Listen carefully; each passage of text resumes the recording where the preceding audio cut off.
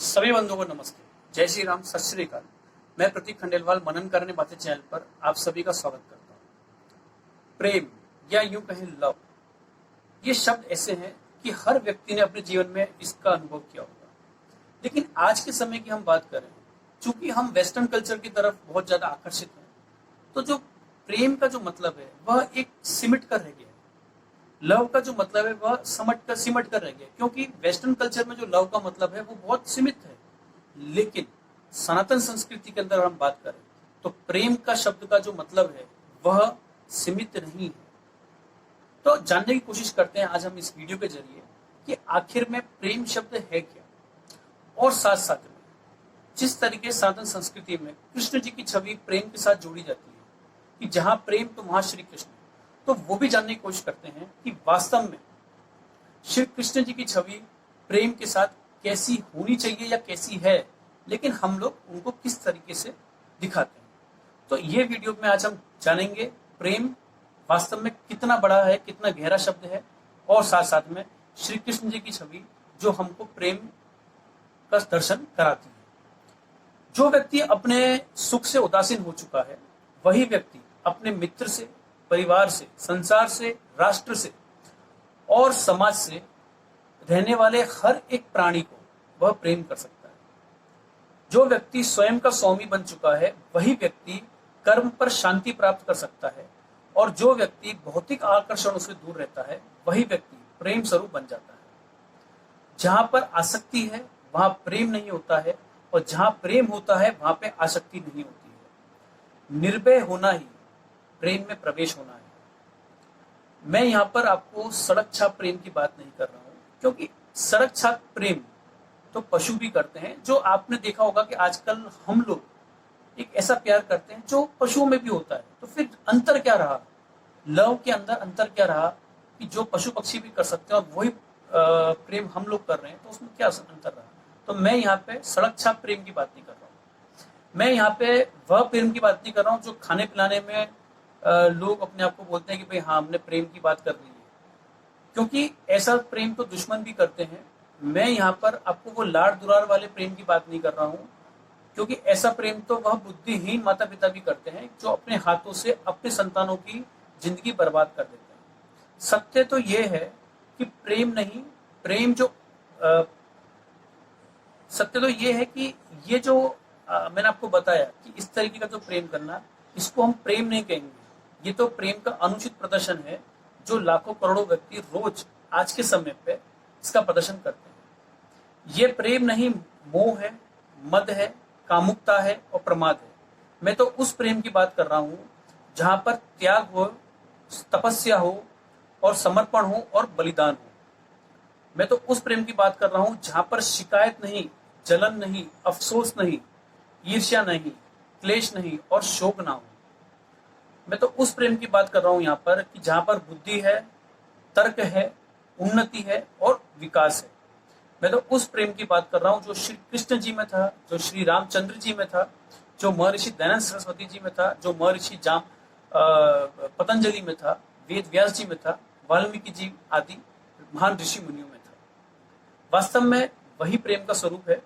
जहां पर प्रेम हो और बुद्धि हो, वह मित्र हित में, समाज में, राष्ट्र हित में, समाज हित में, विश्व हित में बाधा पड़ती है। ऐसा प्रेम योगियों का मानना है, पर इन्हें प्रेम योगियों ने सत्य प्रेम पर पर्दा डाल रखा है, और प्रेम के विशुद्ध रूप का डंका इस समय हर जगह पे आप देखें सनातन संस्कृति में इन लोगों ने पीट रखा है।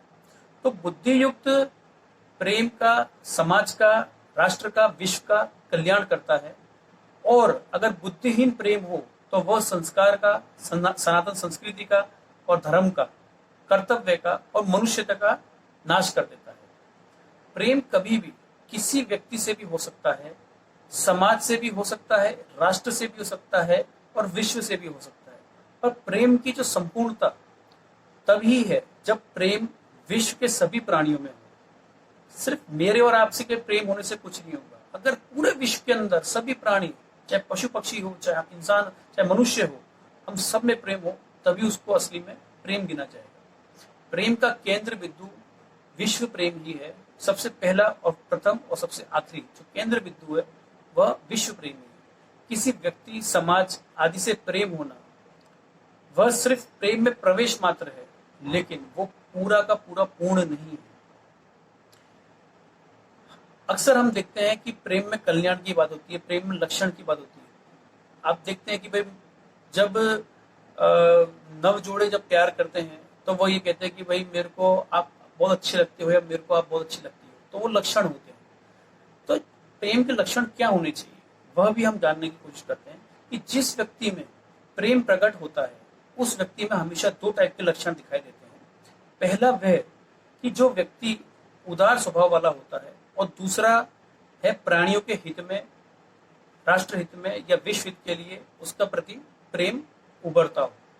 उदार इतना होता है कि अपना सब कुछ न्यौछावर कर देता है जो उदारवादी व्यक्ति है, यहाँ तक कि वह अपने प्राण भी त्याग देता है। और विरोधक भी इतना होता है कि संसार में किसी भी व्यक्ति, किसी भी स्थिति का वह सामना करना पड़े तो वो तैयार रहता है। उसी तरीके से एक अज्ञान का विनाशक भी कहा जा सकता है। उसके उदार और विरोधक होने का कारण प्रेम ही है। प्रेम के ये दो लक्षण उस व्यक्ति में एक साथ ही होते हैं, उसी को प्रेम हो सकता है।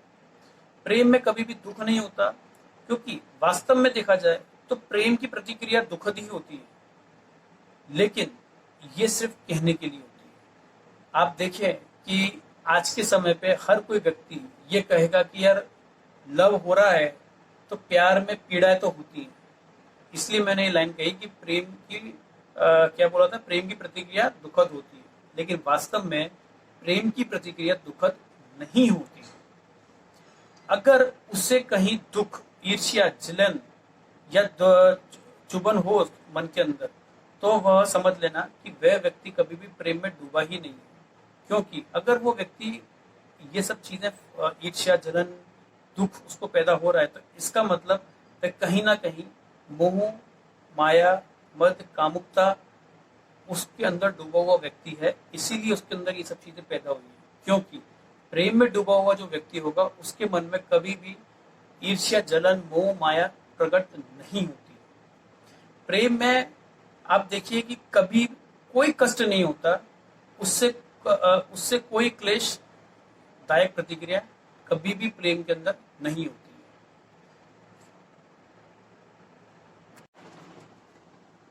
संसार में जो भी व्यक्ति इस बुद्धि युक्त प्रेम के स्तर को प्राप्त हुआ है, उस व्यक्ति में ये दो लक्षण हमेशा दिखाई देते हैं। उसके बुद्धि, बल और उदारता के सामने कोई टिक नहीं पाता। उसका भीतरी और ब्राह्म्य जीवन दुख रहित, क्लेश रहित, शोक रहित आदि दिखाई देते हैं। संसार की कोई भी परिस्थिति उसे सुखी दुखी नहीं कर सकती। इनसे रहित होकर वह अपना कर्तव्य पूरा करता है, अपना कार्य पूरा करता है और धर्म अर्थात सत्य पर लोगों को हमेशा मस्तिष्क में ये चीजें स्थापित कर देता है कि आपको सत्य पे ही चलना है। तब वह भी ऐसे प्रेमी व्यक्ति होते हैं। प्रेम भरा हृदय अपने लिए नहीं जीता, बल्कि वह संसार के लिए जीता है। उसका जीवन संसार के लिए सत्य का पथ साबित होता है। जिसमें ऐसा प्रेम प्रकट हो, उसकी नजर से, कर्म से, व्यवहार से, स्वभाव से प्रेम ही प्रेम उसको प्रकट होता रहता है। उसकी दृष्टि किसी व्यक्ति पर, समाज पर, संप्रदाय पर नहीं होती है, बल्कि पूरे विश्व के ऊपर ऐसे व्यक्ति की दृष्टि होती है। ऐसा बुद्धि युक्त प्रेमी ही संसार के मनुष्यों का सत्य धर्म का, सत्य विद्या का, वास्तविक परमात्मा का ज्ञान कराता है। जबकि बुद्धिहीन प्रेमी तो सिर्फ और सिर्फ शब्द, इन सारे शब्दों में ही घूमता रहता है। क्योंकि लव, आप जानते ही हैं कि आज के टाइम पे लव का मतलब क्या होता है। एक स्त्री और पुरुष में प्यार होना उसको लव कहते हैं, लेकिन जो प्रेमी व्यक्ति है वह संसार के ऊपर पूरा सोचता है। महाभारत काल की अगर हम बात करें तो महाभारत का काल ही एक ऐसा काल है बीते हुए टाइम पर कि जिस काल में एक से बढ़कर एक धुरंधरों ने जन्म लिया था।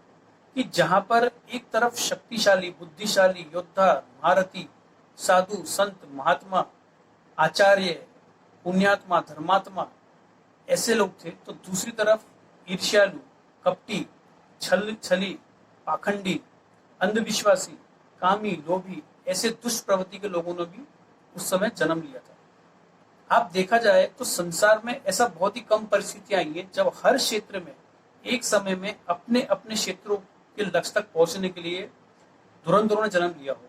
और ऐसी परिस्थितियां भी बहुत ही दुर्लभ होती है जब श्री कृष्ण जी जैसे योगेश्वर ने जन्म लिया हो, जो अपने पूरे जीवन में कभी नहीं झुकते हैं, ना कभी टूटते हैं, ना कभी पछताते थे, ना कभी रोते हैं, ना कभी व्याकुल होते हैं, जिन्होंने ना कभी जय और पराजय की चिंता करी हो, ना कभी मान अपमान का विचार किया हो, ना कभी किसी ऐसे व्यक्ति के विचार कभी किसी के लिए इस तरीके के उन्होंने विचार सोचे हो। तो अब ऐसे व्यक्ति भी ऐसे समय पे पैदा हो, ऐसा भी बहुत दुर्लभ परिस्थितियों में हुआ है। इतिहास की बात करें तो अपने पुरुषार्थ, कर्तव्य और नीतिमत्ता में उन्हें इतना विश्वास है कि अर्जुन को आश्वासित करते हुए उन्होंने ये कहा था कि मेरी योजना में और विश्व रूप की व्याख्या में भीष्म, द्रोण, दुर्योधन, दुशासन, कर्ण आदि सब पहले से ही मरे पड़े हैं। उन्होंने जब अर्जुन को गीता का ज्ञान दिया तो उन्होंने इतनी बड़ी बात तक कह डाली थी। तो ऐसे कृष्ण जी थे हमारे। श्री कृष्ण जी ने ही उस समय की ऐसी मान्यता को तोड़ा था कि राजा देवता का प्रतिनिधि नहीं होता, बल्कि जनता का प्रतिनिधि होता है। पहले सोच ये होती थी कि राजा हो गया तो मतलब वो सर्वदा है, लेकिन वो जनता के प्रति उसका दायित्व क्या है, तो ये श्री कृष्ण जी ने भी समझाया था। श्री कृष्ण जी ऐसे प्रेमी के स्वयं प्रेमी थे कि कृष्ण जी खुद मित्र प्रेमी, मनुष्यता प्रेमी, कर्म प्रेमी, राष्ट्र प्रेमी, विश्व प्रेमी, व्यवहार प्रेमी, सत्य प्रेमी, कर्तव्य प्रेमी, विद्या प्रेमी, धर्म प्रेमी, संस्कृति प्रेमी। तो उनके जो प्रेम स्वरूप की जो चर्चा करना भी जितना करें उतना कम है, क्योंकि वह हर चीज में प्रेम था उनका, वे हर तरीके से प्रेमी थे। ऐसा प्रगल्भ, बुद्धिशाली, कर्तव्यवान, प्रज्ञावान, व्यवहार कुशल, ज्ञानी और पराक्रमी भी कि जिसका कोई जोड़ नहीं था इतिहास के अंदर। अगर हम बात करें तो इस तरीके से श्री कृष्ण जी की छवि थी। गृहस्थ प्रेमी होने के साथ साथ वह अत्यंत संयमी थे, बहुत संयम से काम लिया करते थे। उनमें सत्यानिष्ठ थी, कुटिल राजनीतिक थे वो, और राज धर्म के उपदेष्टा भी थे। अपने जीवन में वे सफल इतने थे कि जीवन के हर रूप में वे सफल, चाहे पुत्र रूप में हो तो भी वे सफल थे, चाहे वो भाई के रूप में, बलराम जी के भाई के रूप में हो तो भी वे बहुत सफल व्यक्ति थे, चाहे वो पिता के रूप में हो, मित्र रूप में हो, या फिर मंत्री रूप में, या फिर कोई राजा के रूप में।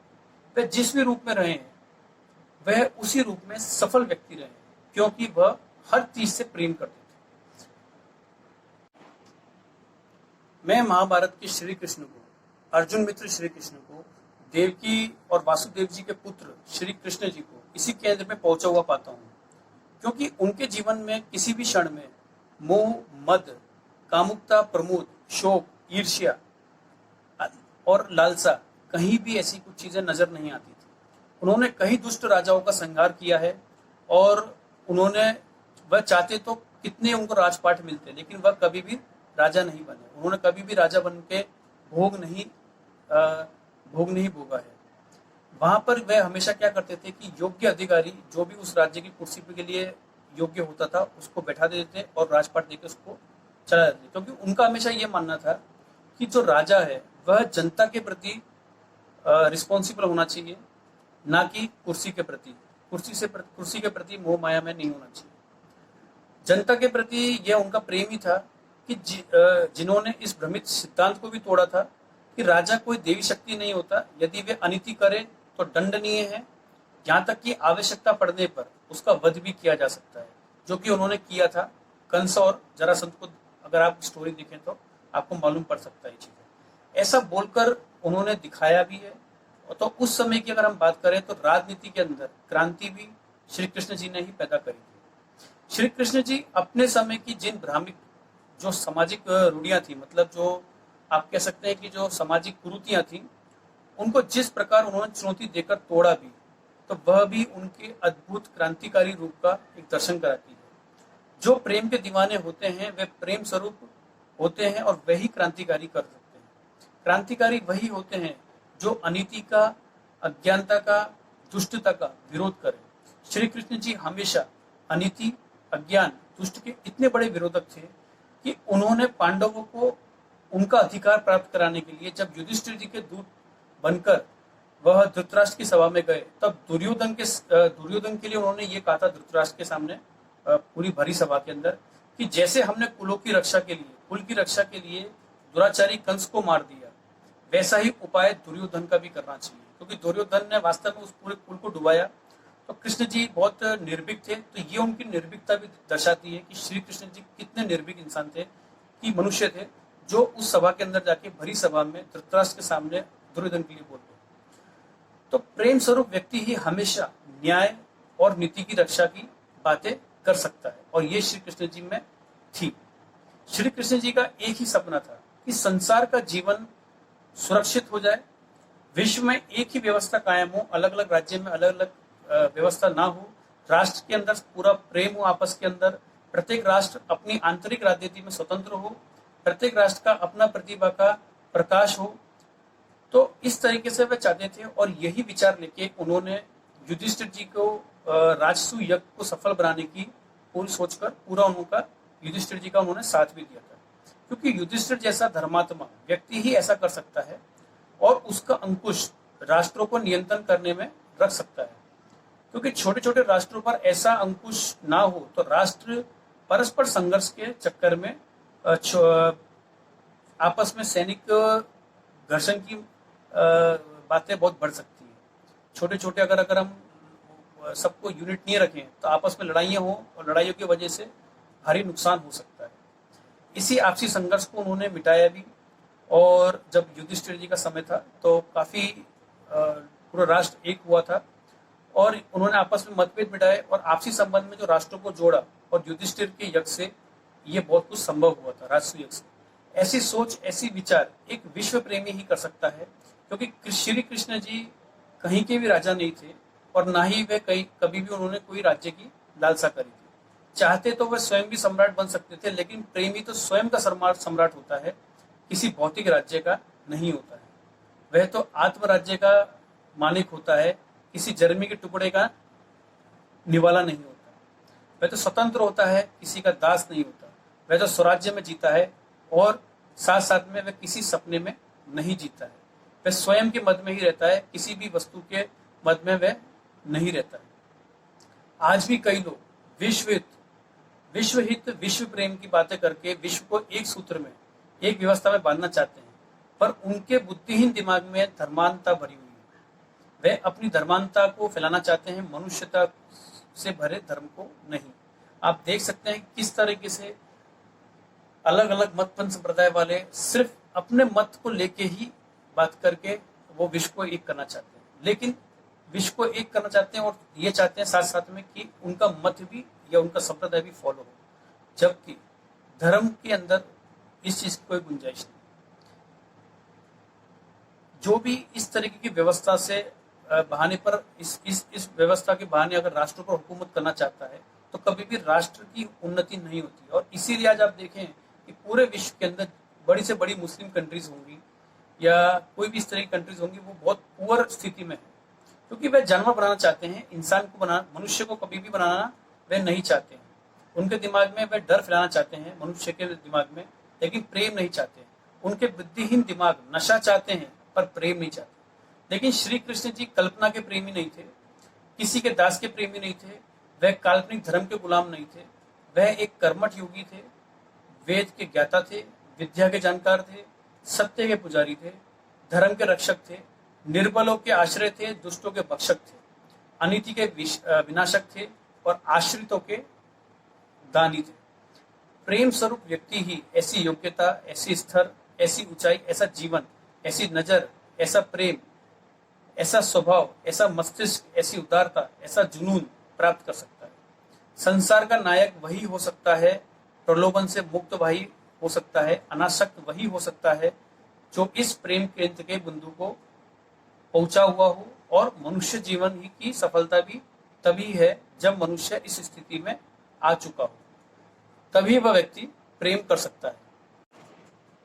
महाभारत के युद्ध से, अपनी निपुणता से और अपने अनासक्त भाव से जब श्री कृष्ण जी प्रसिद्ध हुए, तो उनके कई वर्षों बाद, महाभारत के कई वर्षों बाद, लोग उनकी पूजा करने लगे, उनको मानने लगे, तो उस समय कुछ पाखंडी दिमागों ने अपने काल्पनिक कथाओं का आड़ लेकर श्री कृष्ण जी के साथ जोड़ दिया, और उन काल्पनिक कथाओं के समय के साथ साथ नए नए संप्रदायों ने अपना नया रूप ले लिया। और आज आप देख ही सकते हैं कि जो संप्रदाय, बहुत सारे ऐसे संप्रदाय हैं जो श्री कृष्ण जी का नाम लेकर करोड़ों अरबों रुपए की संपत्ति लेके बैठे हुए हैं। लेकिन सबसे बड़ी दिक्कत यह है कि इन्हीं संप्रदायों ने, इन्हीं काल्पनिक कथाओं ने श्री कृष्ण की जो छवि है वह बिल्कुल उल्टी कर दी है। अभी तक हम जो प्रेम रूपी बात करके आए श्री कृष्ण जी की, आज श्री कृष्ण जी की छवि बिल्कुल चेंज कर दी है, क्योंकि इन संप्रदायों और इन काल्पनिक कथाओं की कहानी सुने तो श्री कृष्ण जी को इन लोगों ने ही माखन चोर बना दिया है, रास रसीला बना दिया है, छलिया बना दिया है, कपटी बना दिया है।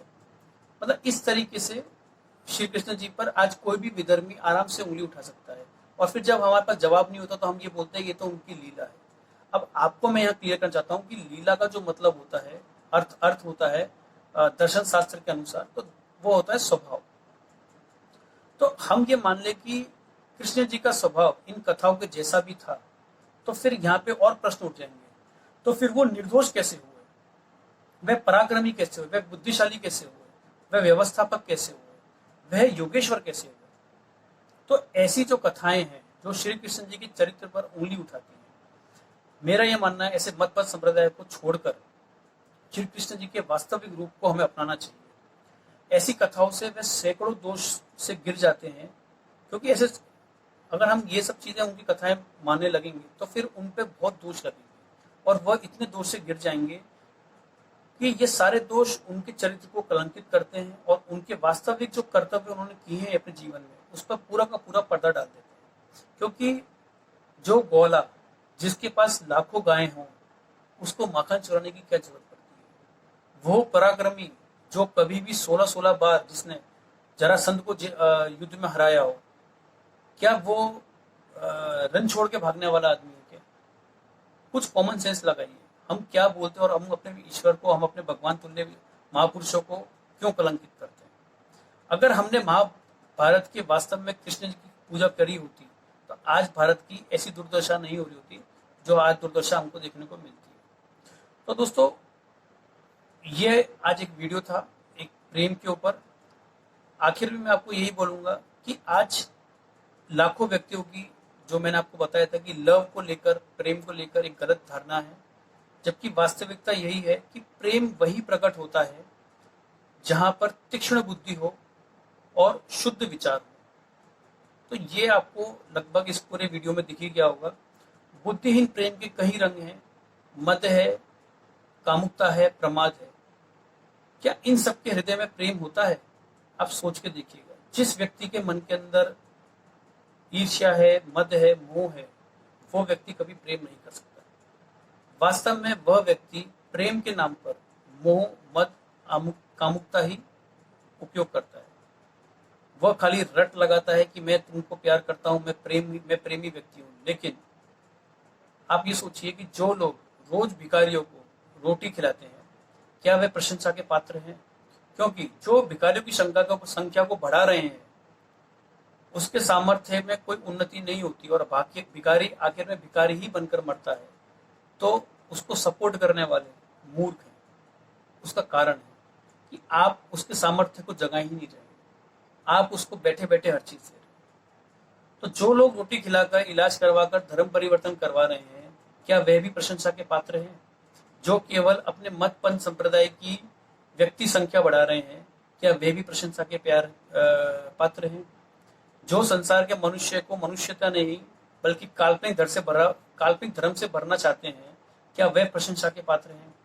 जब परोपकार भी, बिना बुद्धि या स्वार्थ रूपी परोपकार भी सामाजिक बुराइयां बढ़ाता है, तो वो क्या वह लोग भी प्रशंसा के पात्र हैं?